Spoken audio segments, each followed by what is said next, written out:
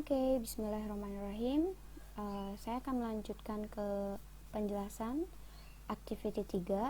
Jadi silahkan dibuka kembali di halaman 36 modul lesson 2 kalian. Okay, in this activity, I want you to pay attention to the structure of the procedural text from the previous receipt. Nah, recipe yang sebelumnya di sini adalah tentang kita sama-sama lihat ya. Di sini adalah tentang how to make Indonesian kopi telur. Nah, seperti yang kalian lihat, yang khas tadi dari procedural text itu ada beberapa bagian.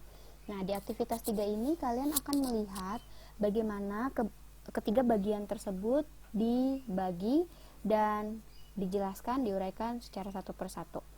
Nah, bagian yang pertama ini kita sebut dengan goal. Atau kalau kalian lihat atau kalian ingat juga tadi di PowerPoint, kita sebut sebagai title. Oke, jadi goal atau title di sini adalah menunjukkan bahwa apa sih tujuan dari teks prosedur yang dibuat sekarang. Oke, karena tujuan atau title yang dibuat dari teks prosedur yang sekarang adalah cara membuat Indonesian kopi telur. Oke, kemudian masuk ke bagian kedua, ini kita sebut dia sebagai ingredients atau bahan yang dibutuhkan. Bahan-bahan yang dibutuhkan apa saja, Miss? Nah, teman-teman semua sama-sama bisa lihat ya.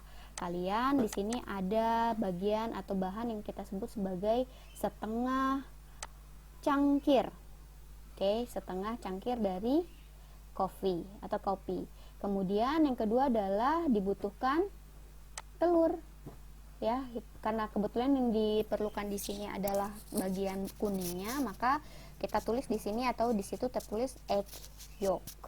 Oke, kemudian yang ketiga apa lagi? Yang keempat apa? Dan yang kelima apa? Ini adalah semua bahan-bahan utama yang dibutuhkan untuk membuat Indonesian kopi telur.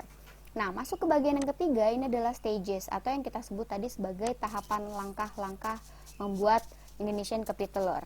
Apa saja, Miss, yang khas? Yang pertama ada action verbs yang kita gunakan di sini adalah combine, mencampurkan honey atau madu, ekstrak vanila dan juga kuning telur ke dalam gelas yang panjang atau gelas yang tinggi.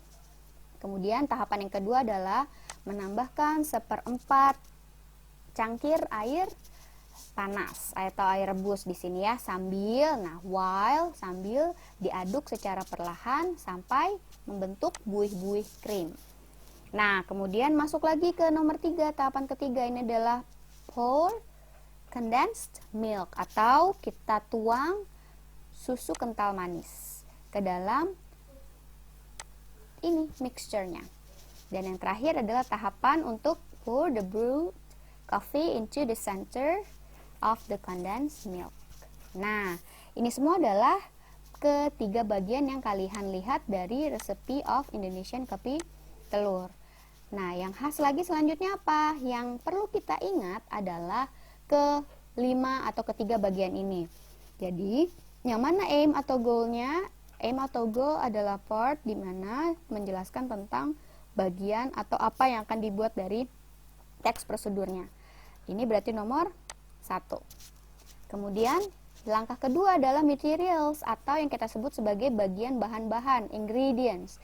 It is the part of list of what is needed. Jadi apa sih yang kita butuhkan untuk membuat Indonesian kopi telur? Itu ada di bagian kedua. Nah, masuk yang bagian terakhir, ini adalah steps atau methods untuk manual. Itu adalah bagian yang menjelaskan apa saja yang harus dikerjakan, needs to be done, perlu dilakukan. Ini adalah bagian 3.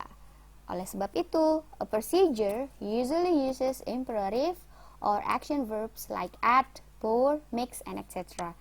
Berarti ini semua atau penjelasan semua ini berkaitan ya dengan yang tadi kalian sudah baca dan observasi di PowerPoint slides of this is procedure text. Oke, untuk selanjutnya bersiap pada penjelasan activity berikutnya. Thank you.